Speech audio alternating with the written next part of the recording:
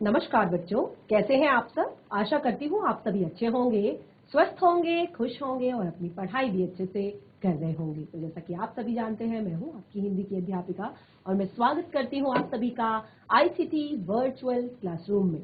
और आज हम यहाँ पर एकत्रित हुए हैं पढ़ने के लिए क्लास 8 की हिंदी।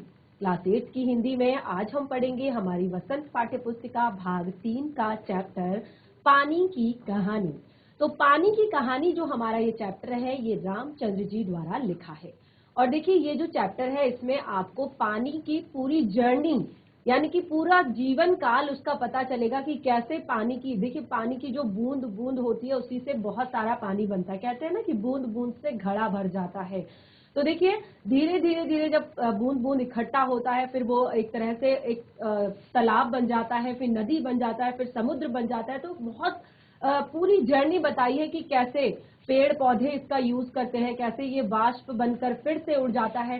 तो इसी तरह का एक रेफरेंस वीडियो शुरुआत में हम देखेंगे, यानी कि सार के रूप में देखेंगे, क्योंकि ये पूरा चैप्टर बहुत ही ज्यादा इंटरेस्टिंग है और साथ ही बहुत ही ज्यादा ज्ञानवर्धक है, यानी कि विज्ञान से रिलेटेड है। आपको हिंदी की कक्षा में विज्ञान से संबंधित बातें यहाँ पर पढ़ने को मिलेंगी और ये बातें अगर आप आज पढ़ लेंगे तो आपको जीवन भर याद रहने वाली है, क्योंकि ये बहुत ही ज्यादा महत्वपूर्ण टॉपिक है आपका। तो चलिए स्टार्ट करते हैं हम आज के सेशन को।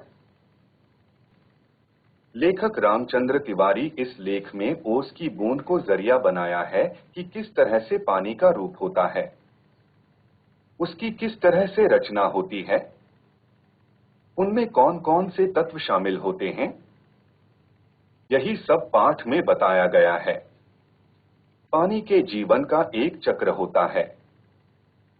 समुद्र का पानी सूर्य की किरणों से गर्म होकर भाप बनता है और भाप बादल बन जाता है। यही सब क्रिया के बारे में आप विज्ञान के अध्यायों में पढ़ते हैं कि पानी के जीवन का एक चक्र होता है।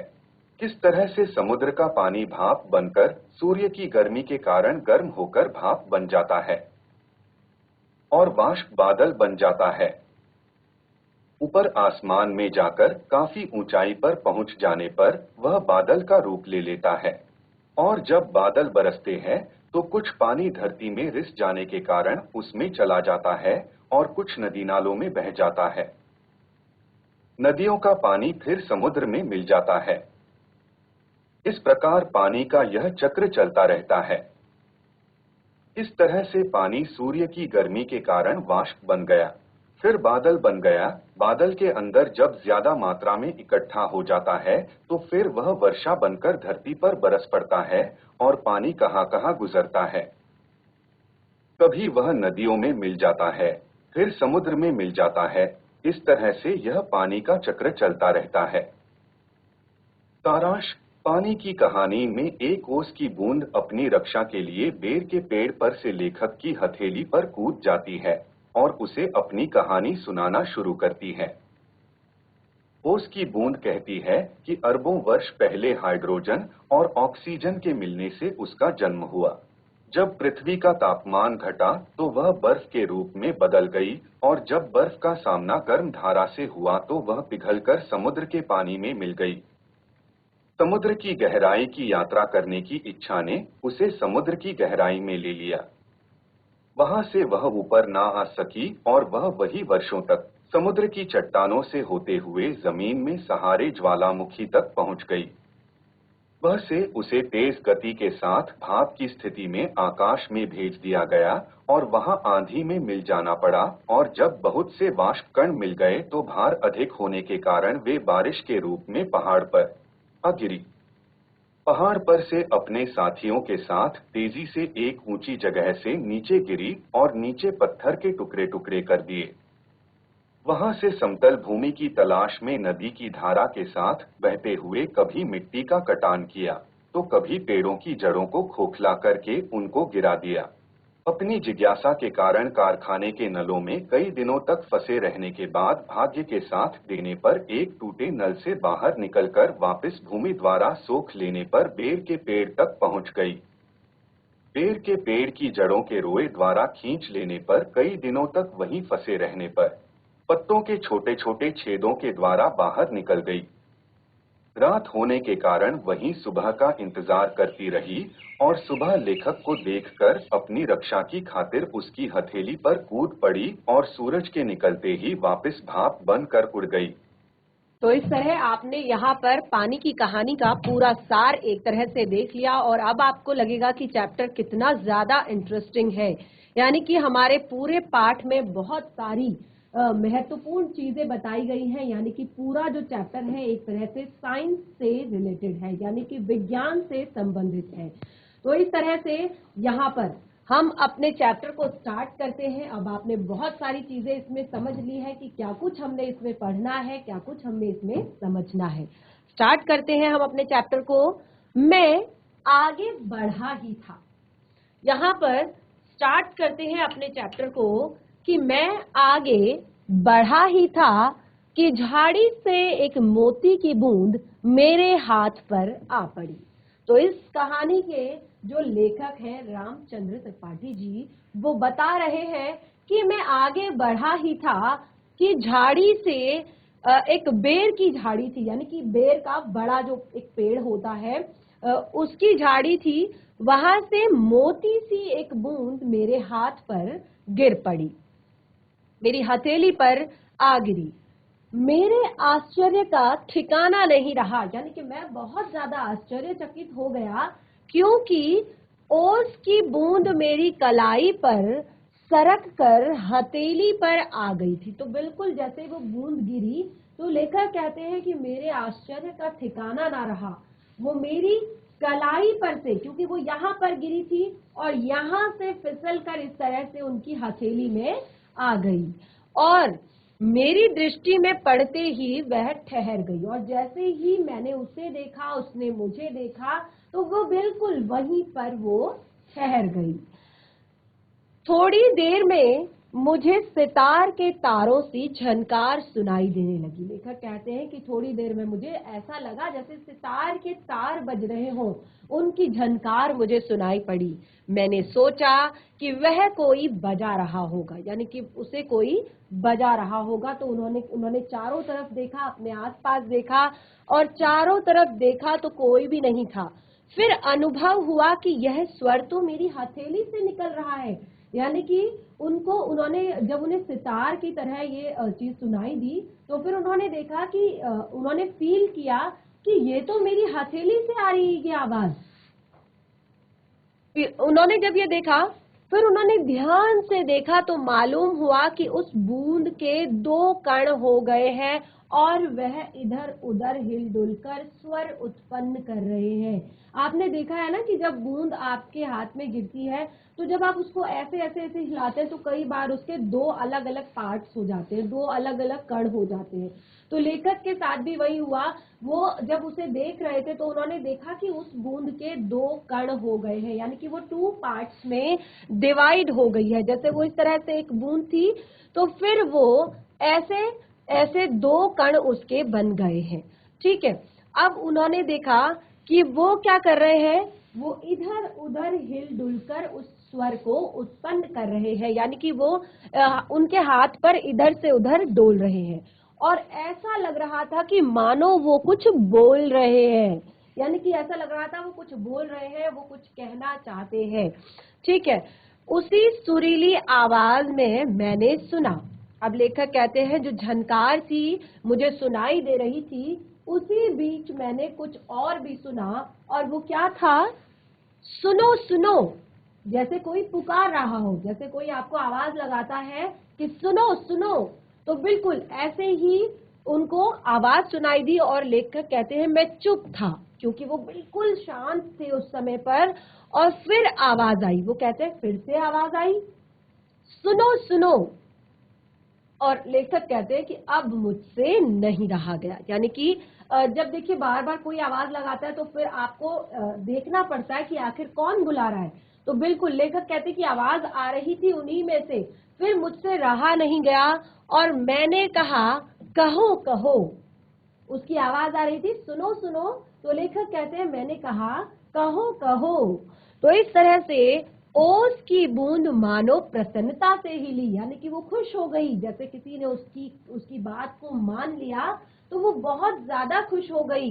अब देखिए, वो बोली मैं ओस हूं, मैं ओस हूं। जब आप सुबह सुबह के समय आप जाएंगे तो आपको पेड़ पौधों के ऊपर बूंद बूंद सी दिखाई देगी, पानी की बूंदें दिखाई देंगी। आप चाहे तो इस तरह से उन्हें हाथ में ले सकते हैं, वो बहुत सारा पानी बन जाता है, बहुत सारा पानी इकट्ठा आपके हाथ में हो जाता है। और ये ओस की बूंद बनती कैसे है, वो सारी चीजें अभी आगे आपको यहाँ पर बताई गई है। जैसे कि मैंने आपको बताया, ये पूरा चैप्टर देखिए, आपको ये वीडियो दिखाने का यहाँ पर इसीलिए ये वीडियो आपको दिखाई गई ताकि आप इस चीज को देखें और समझें कि कैसे इसमें क्या कुछ बताया गया है। तो यहाँ पर उसने कहा कि मैं ओस हूँ, उसने अपना परिचय दिया कि मैं ओस हूँ। लेखक ने कहा जानता हूँ, लोग मुझे पानी कहते हैं और जल भी। उसने फिर से अपना पूरा परिचय दिया कि लोग मुझे पानी कहते हैं और कोई मुझे जल भी कहता है। अब लेखक ने फिर से कहा मालूम है, मैं बेर के पेड़ से आई हूं। उसने कहा कि मैं बेर के पेड़ से आई हूं। और फिर आगे क्या हुआ, झूठी, मैंने कहा और सोचा, बेर के पेड़ से पानी का क्या फव्वारा निकलता है। अब देखिए, उन्होंने जब उसने कहा जो ओस की बूंद थी कि मैं बेर के पेड़ से आई हूं, तो लेखक कहते हैं झूठी, बेर के पेड़ पर क्या पानी का फव्वारा है जो तुम वहां से गिरी हो। पेड़ से कैसे पानी आ सकता है, पेड़ पर कोई क्या फव्वारे लगे हैं पानी के, या पेड़ के ऊपर क्या बादल है, कैसे आएगा पेड़ से पानी। तो आगे देखिए वो कैसे बताती है अपनी पूरी जर्नी को, अपने पूरी जीवन को कैसे बताती है। जब उन्होंने कहा झूठी, पेड़ से क्या पानी का फव्वारा निकलता है, तो देखिए आगे देखिए, बूंद फिर हिली, बूंद फिर हिली, मानो अविश्वास से उसे दुख हुआ हो। वो ऐसे हिली जैसे मेरे अविश्वास से, मेरे उस पर विश्वास ना करने से उसको दुख हुआ होगा। सुनो, मैं इस पेड़ के पास की भूमि में बहुत दिनों से इधर उधर घूम रही थी। तो अब वो अपनी एक तरह से अपनी जीवनी बता रही है, पूरे अपने जीवन को बता रही है, जीवन चक्र को यहाँ पर डिस्क्राइब कर रही है, समझा रही है उसे, लेखक को।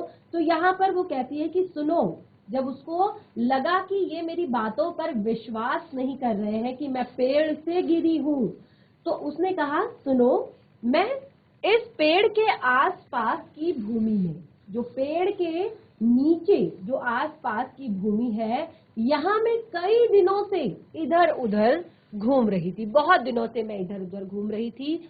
मैं कणों का हृदय टटोलती फिरती थी। कणों का हृदय टटोलती, जो मिट्टी के कण हैं जो आपस में बहुत ज्यादा पास पास हैं, ठीक है।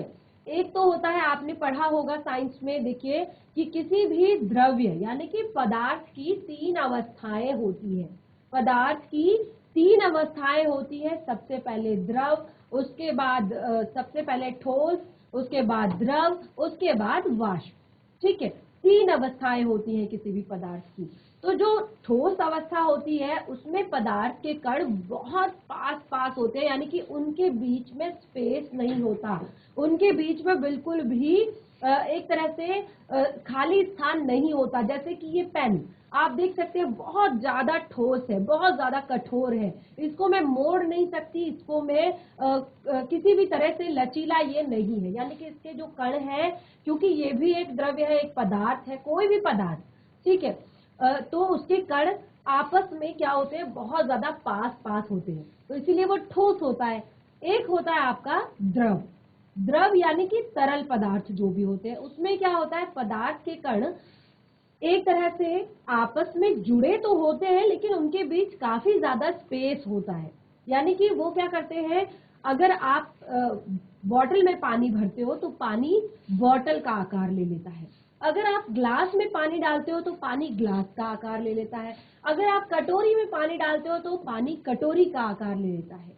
तो इसीलिए यानी कि जो आपके द्रव पदार्थ होते हैं वो उनमें जो एक तरह से जो उसके कण होते हैं उनमें स्पेस तो होता है, लेकिन बहुत बीच में काफी गैप होता है। जैसे पानी है, आप गिराते हैं पूरे में फैल जाता है, अगर आप उठाकर ग्लास में डालते हैं तो वो ग्लास का शेप ले लेता है। ठीक है, इसीलिए तो नदियां बहती हैं, यानी कि ढलान की तरफ वो बहने लगती है, क्योंकि उनके बीच, उनके कणों के बीच जो है स्पेस जो है काफी ज्यादा क्या होता है, लूज होता है। उसके बाद आपकी आती है गैसेस। गैसों में क्या होता है कि गैसों में जो उसके कण होते हैं गैस के, उनमें आपस में कोई भी फोर्स नहीं होता, यानी कि वो आपने देखा होगा कि अगर आप रूम को बंद कर देते हैं, बिल्कुल कमरा आपने बंद कर दिया और उसके अंदर आपने परफ्यूम छिड़क दिया, तो अगर आप बाहर बैठे हैं तो भी आपको परफ्यूम की खुशबू बाहर तक आ जाती है। स्पेस यानी कि एक तरह से स्पेस होता ही, एक तरह से बहुत ज्यादा स्पेस होता है, जुड़ाव होता ही नहीं है। ठीक है, तो उसने कहा कि मैं मिट्टी के कणों के बीच डोल रही थी, जो कण है कणों का हृदय टटोलती। तो मिट्टी भी कैसी होती है, लचीली होती है, पानी से थोड़ा कम लचीली होती है, यानी कि बहती नहीं है, लेकिन पत्थर से थोड़ा सा जो होती है सॉफ्ट होती है, तभी हम उसको उसको खोद पाते हैं, उसमें अनाज उगा पाते हैं, कोई चीज हम लगा पाते हैं, कोई चीज उखाड़ पाते हैं। ठीक है ना, तो एक तरह से जुड़ाव तो होता है, लेकिन बहुत ज्यादा नहीं होता। पानी के कण, वाष्प के कण आराम से उसके अंदर जो है यात्रा कर सकते हैं, आराम से उसके अंदर जा सकते हैं।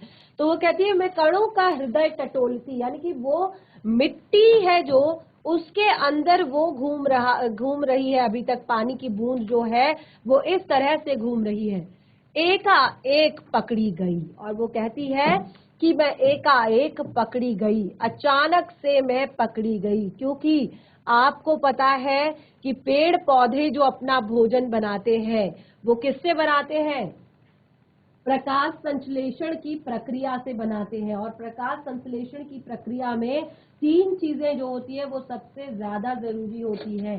सबसे पहला सूर्य का प्रकाश, दूसरा जो है जल, और तीसरा जो है खनिज लवण। ठीक है, तो जब एक तरह से पौधे अपना भोजन तैयार करते हैं तो वो सूर्य के प्रकाश की उपस्थिति में करते हैं। और इससे क्या होता है कि पौधे में 2 तरह के एक तरह से मशीन होती है जो जल को और खनिज लवणों को जो मिट्टी है उससे ऊपर खींचते हैं, क्योंकि भोजन पर कहाँ पर बनता है, भोजन बनता है पत्तियों में। पत्तियों में हरित लवक नामक जो पदार्थ होता है उससे भोजन बनता है। ठीक है, तो इस तरह से जो ये जाइलम और फ्लोएम होते हैं। ठीक है, पौधे में जाइलम और फ्लोएम 2 तरह के एक तरह से यंत्र होते हैं जो क्या करता है, जड़ों से पानी और खनिज लवणों को खींचते हैं। आप इसको बहुत अच्छे से अपने साइंस की बुक में पढ़ेंगे, बहुत अच्छे से पढ़ेंगे, क्या होता है जाइलम, क्या होता है फ्लोएम। ठीक है, तो ये सारी चीजें आप पढ़ेंगे, क्या होता है आपका हरित लवक, और सूर्य के प्रकाश में कैसे पौधे अपना भोजन बनाते हैं। तो वो कहती है कि एकाएक में पकड़ी गई। अब वो कैसे पकड़ी गई, क्योंकि जो पौधे की जड़ें होती हैं वो इस तरह से मिट्टी में धसी हुई होती है, और उस पर बहुत छोटे छोटे जो है छिद्र होते हैं, जिससे वो जल और खनिज लवणों का अवशोषण करते हैं। ठीक है, तो जल और खनिज लवणों को वो मिट्टी से खींचते हैं। तो ये बूंद जो है इस तरह से घूम रही थी और ये अचानक पकड़ी गई, यानी कि ये पौधे के जड़ द्वारा अवशोषित कर ली गई, खींच ली गई। ठीक है, अब वो कहते हैं कि कैसे, लेखक कहते हैं कि कैसे ये सब कैसे हुआ। मैंने पूछा, यानी कि वो कहते हैं मैंने पूछा ये सब कैसे हुआ। वह जो तुम पेड़ देख रहे हो ना, अब वो पूरी बात एक्सप्लेन करती है, जो बूंद है वो क्या कहती है कि वह जो तुम पेड़ देखते हो ना, वह ऊपर ही इतना बड़ा नहीं है। ये आप देख रहे हो कि ये ऊपर को इतना बड़ा है, तो ये ऊपर ही इतना बड़ा नहीं है, केवल ये नीचे को भी, यानी कि ये पृथ्वी में भी लगभग इतना ही बड़ा है, यानी कि इसकी जो जड़ें हैं वो नीचे भी इतनी ही बड़ी है। जितना बड़ा तुम इसको ऊपर की तरफ देख रहे हो उतना ही बड़ा ये नीचे की तरफ भी है, यानी कि जमीन में भी इतनी ही लंबी लंबी इसकी जड़ें हैं। तो देखिए वो कहती है पृथ्वी में भी यह लगभग इतना ही बड़ा है। उसकी बड़ी जड़ें, छोटी जड़ें और जड़ों के रोए भी हैं। यानी कि आपने देखा होगा जब हम जड़ें बनाते हैं, अगर इस तरह से हम जड़ें बना रहे हैं, ठीक है, ये हम जड़ बना रहे हैं, तो जड़ों में भी हल्के हल्के से रोए होते हैं इस तरह से, ठीक है। तो रोए होते हैं वो मुझ जैसे, और ये रोए बड़े निर्दयी होते हैं। वो क्या कह रही है कि ये जो रोए होते हैं ये बड़े ही निर्दयी होते हैं। ये मुझ जैसे असंख्य कणों को बलपूर्वक पृथ्वी में से खींच लेते हैं। जल, और मैंने कहा ना कि जो पृथ्वी की जड़ें होती हैं उनके रोए होते हैं, वो क्या करते हैं, जल और खनिज लवणों का अवशोषण करते हैं पृथ्वी में से, मिट्टी में से। तो वो कहती है कि ये मुझ जैसे असंख्य कणों को बलपूर्वक पृथ्वी से खींच लेते हैं। कुछ तो पेड़ एकदम खा जाते हैं, कुछ को तो पेड़ एकदम खा जाते हैं, यानी कि कुछ जो है जितना जल अवशोषित होता है वो सारा भोजन निर्माण में यूज नहीं होता, कुछ ही यूज होता है, और कुछ, अधिकांश का सब कुछ छीनकर उन्हें बाहर निकाल देते हैं। आपने देखा होगा कई बार पत्तों के ऊपर पानी की बूंदें, आप नोटिस कीजिएगा, क्या होता है कि पत्तों के ऊपर पानी की बूंदें पड़ी होती हैं। तो ये क्या होता है कि जितना जल अवशोषित किया गया है पौधे द्वारा, पेड़ द्वारा, वो सारा वो यूज नहीं करता प्रकाश संश्लेषण में, यानी कि अपने भोजन के निर्माण में। जितना ज्यादा एक्स्ट्रा जो जल होता है पत्तियां उसे बाहर निकाल देती हैं, यानी कि वो जल की बूंद के रूप में पत्ती के ऊपर आ जाता है। तो वो कह रही है कि कुछ को तो पेड़ एकदम खा जाते हैं और अधिकांश का सब कुछ छीनकर, यानी कि उनको जो एक्स्ट्रा चीजें या उनमें जो खनिज लवण है उनको अवशोषित करके जो जल है एक्स्ट्रा उसको बाहर कर दिया जाता है। क्रोध और घृणा से उसका शरीर कांप उठा, यानी कि ये बोलते वक्त उसको बहुत ज्यादा गुस्सा आ रहा था, बहुत ज्यादा क्रोध आ रहा था और बहुत ज्यादा घृणा आ रही थी। तो क्रोध और घृणा से उसका शरीर कांप उठा। किसका शरीर कांप उठा? जल की उस छोटी सी बूंद का। तो अब वो कहती है क्या तुम समझते हो कि वे इतने बड़े यूं ही खड़े हैं? अब वो पेड़ के बारे में कह रही है कि तुम्हें क्या लगता है कि वो इतने बड़े ऐसे ही हो गए हैं? कोई भी पेड़, उन्हें इतना बड़ा बनाने के लिए मेरे असंख्य बंधुओं ने अपने प्राण नाश किए हैं। यानी कि किसी भी पौधे को बड़ा करने के लिए सबसे ज्यादा जरूरी चीजें क्या होती है? देखिए, आप हो, अगर आपको हम खाना नहीं देंगे, पानी नहीं देंगे, तो क्या आप ग्रो कर पाएंगे? क्या आपकी ग्रोथ प्रॉपरली होगी? बिल्कुल नहीं। बिल्कुल उसी तरह से पौधों को भी पर्याप्त मात्रा में जल और खनिज लवण चाहिए होते हैं ग्रो करने के लिए, बड़ा होने के लिए। तो वो कहती है कि ये इतने बड़े ऐसे ही नहीं हुए हैं, इनको बड़ा करने के लिए मेरे असंख्य बंधुओं ने यानी कि पानी की पूरी एक तरह से भरी हुई बाल्टी जो होती है उसमें कितने सारे जल कण होंगे। तो देखिए वो हम पौधे की जड़ में डालते हैं, अपने प्राण नाश किए हैं। मैं बड़े ध्यान से उसकी कहानी सुन रहा था। लेखक कहते हैं कि वो बताती जा रही थी और मैं बड़े ध्यान से उसकी कहानी को सुन रहा था। हाँ, तो भूमि के खनिजों को अपने शरीर में घुलाकर आनंद से फिर रही थी। वो कहती है कि मैं भूमि के खनिजों को, यानी कि जितने भी खनिज लवण होते हैं हमारी मृदा में, मृदा अर्थात मिट्टी में, वो पानी में घुल जाते हैं, यानी कि पानी की बूंद में घुल जाते हैं और वो उसी के साथ ऊपर जाते हैं। तो वो कहती है कि कितने सारे खनिजों को मैं अपने शरीर में घुलाकर आनंद से घूम रही थी, मजे से घूम रही थी, लेकिन दुर्भाग्यवश एक रोए से मेरा शरीर छू गया। यानी कि बिल्कुल इस तरह से वो बूंद पड़ी थी और ऐसे जो जड़ें हैं वो जड़ें निकल रही थी पौधे की। तो वो कहती है कि एक रोए से मेरा शरीर छू गया, यानी कि टच हो गया, और उस रोए में मैं खींच ली गई, यानी कि मैं कांपी। वो कहती है मैं डर गई, मैं कांपी, दूर भागने का प्रयत्न किया करती रही, परंतु वह पकड़कर छोड़ना नहीं जानते हैं और मैं रोए में खींच ली गई। यानी कि इस तरह से रोए ने उसे अवशोषित कर लिया और उसको इस तरह से ऊपर की तरफ ले गया। और अब लेखक उससे पूछते हैं फिर क्या हुआ, तो वो कहती है मेरी उत्सुकता बढ़ चली। लेखक कहते हैं अब मेरा एक्साइटमेंट और ज्यादा बढ़ गया, क्योंकि जब उन्हें बहुत सारी अच्छी बातें जानने को मिल रही थी खुद उस पानी की बूंद के मुंह से, जिसको हम पढ़ते हैं, जिसको हम समझते हैं। अब देखिए कितना ज्यादा इंटरेस्टिंग बनाया है यहाँ पर लेखक ने इस चैप्टर को, कि अगर ये चीजें आपको साइंस में बताई जाएं, विज्ञान में अगर आपको ये चीजें बताई जाएं तो आपके लिए याद करना कठिन हो जाएगा। लेकिन यहाँ पर इतने सुंदर तरीके से इस चैप्टर को लिखा गया है कि ये चीज आप कभी भी नहीं भूल पाएंगे, इसीलिए ध्यानपूर्वक पढ़ने का प्रयास करें। फिर क्या हुआ मैंने पूछा, और लेखक कहते हैं कि मेरी उत्सुकता बढ़ चली, यानी कि मेरा जो एक्साइटमेंट था वो बढ़ गया उसकी कहानी के प्रति।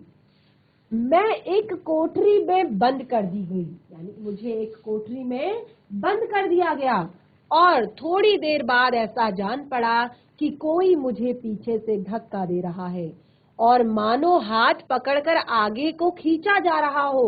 मेरा एक और भाई वहां लाया गया, उसके लिए स्थान बनाने के कारण मुझे दबाया जा रहा था। आगे एक और बूंद मेरा हाथ पकड़कर ऊपर खींच रही थी, यानी कि बहुत सारी बूंदें थी पानी की, और इस तरह से वो अवशोषित हो रही थी पौधे के जाइलम और फ्लोएम के द्वारा। ठीक है, तो वो कहती है कि ऐसा लग रहा था कि कोई आगे से हाथ पकड़कर खींच रहा है और कोई पीछे से धक्का दे रहा है, कोई पीछे से आगे को ढकेल रहा है, और मैं उन दोनों के बीच पिस चली, यानी कि मैं उन दोनों के बीच पिस चली। इस तरह मैं आगे बढ़ती रही, और वो कहती है मैं लगभग 3 दिन तक यह सांसत भोगती रही। यानी कि ये प्रक्रिया बहुत ज्यादा जल्दी वाली प्रक्रिया नहीं कि आज ही जल अवशोषित किया और आज ही भोजन उससे पौधे अपना उससे भोजन बनाएंगे। तो ये प्रक्रिया बहुत स्लो चलती है, धीरे धीरे धीरे धीरे ये प्रक्रिया चलती रहती है। तो वो कहती है कि मैं 3 दिन तक यहाँ सांसत भोगती रही। मैं पत्तों के नन्हे नन्हे छेदों से जैसे तैसे जान बचाकर भागी, यानी कि पत्ते में भी जो बहुत छोटे छोटे छिद्र होते हैं जिनसे कि पत्ते एक्स्ट्रा जो जल होता है उसको बाहर निकाल देते हैं। तो वो कहती है कि जैसे तैसे मैं वहां से जान बचाकर भागी। मैंने सोचा था कि पत्ते पर पहुंचते ही उड़ जाऊंगी। वो कहती है कि मैंने सोचा था कि मैं जैसे ही पत्ते पर पहुंचूंगी तो मैं वहां पर से वाष्प बनकर उड़ जाऊंगी। लेकिन जब वो पत्ते से बाहर निकली, परंतु बाहर निकलने पर ज्ञात हुआ कि रात होने वाली है। देखिए ये कैसे हुआ, क्योंकि दिन भर पौधों ने जितना भी अपना भोजन बनाया, ठीक है, उसमें जितना भी जल यूज हुआ वो सारा तो यूज हो गया, जो एक्स्ट्रा था वो रात के समय में बाहर निकल गया, जो एक्स्ट्रा जल था वो रात के समय में बाहर निकल गया। ज्ञात हुआ कि रात होने वाली थी और सूर्य जो हमें उड़ने की शक्ति देते हैं। देखिए पौधे जो वाष्प के कण जो होते हैं वो किसकी उपस्थिति में बनते हैं, वो सूर्य के प्रकाश की उपस्थिति में बनते हैं। यानी कि बहुत तेज जब गर्मी होती है तो अगर आप एक प्लेट में बाहर पानी रखेंगे तो थोड़ी देर बाद आपको उस पानी का स्तर जो है वो कम लगेगा, फिर आप दूसरे दिन देखेंगे और कम लगेगा, और तीसरे दिन आप देखेंगे प्लेट का सारा पानी उड़ गया है।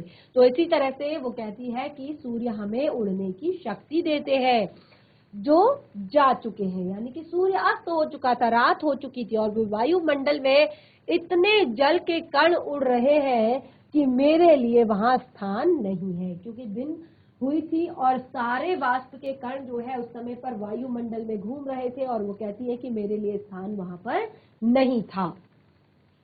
तो मैं अपने भाग्य पर भरोसा कर पत्तों पर ही सिकुड़ी पड़ी रही। वो कहती है कि मैंने अपने भाग्य पर भरोसा किया कि चलो मैं यहाँ तक तो बचकर आ गई हूँ, आगे भी मेरा भाग्य अच्छा ही होगा। इस तरह सोचकर मैं पत्ते पर सिकुड़ी बैठी रही, यानी कि रात भर में बैठी रही।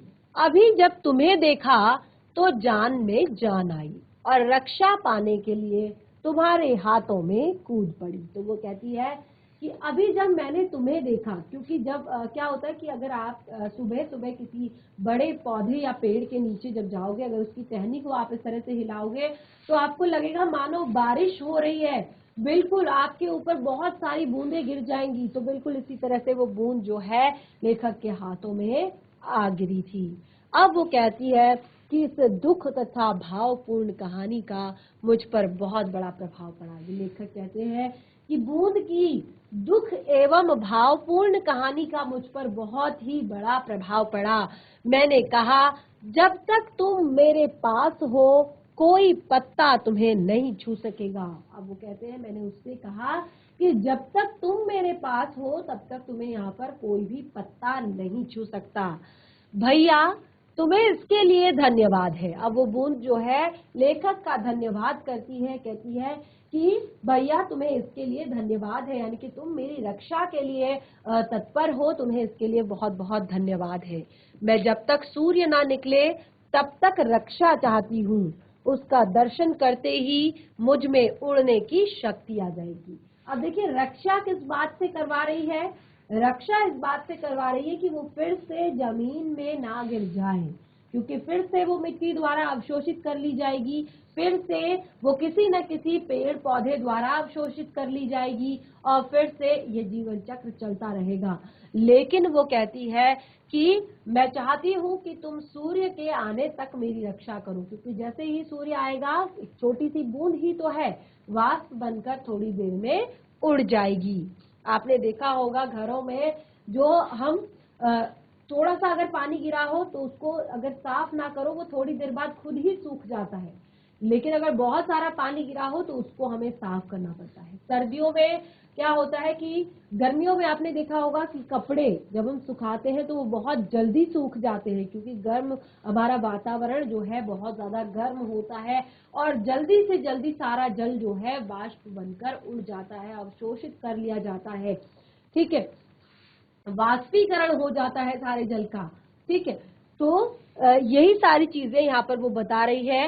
अब वो कहती है कि मेरा जीवन विचित्र घटनाओं से परिपूर्ण है। अब वो अपने जीवन के आगे की कहानी बताती है कि मेरा जीवन जो है बहुत सारी विचित्र घटनाओं से परिपूर्ण है, बहुत सारी नई नई चीजें तुम्हें मेरे जीवन में दिखाई देंगी। एक सबसे बड़ा रोल जो उसने बताया वो तो आप सभी ने देख लिया, वो तो आप सभी ने समझ लिया कि किस तरह जल जो है पौधों को भोजन निर्माण में सहायक होता है।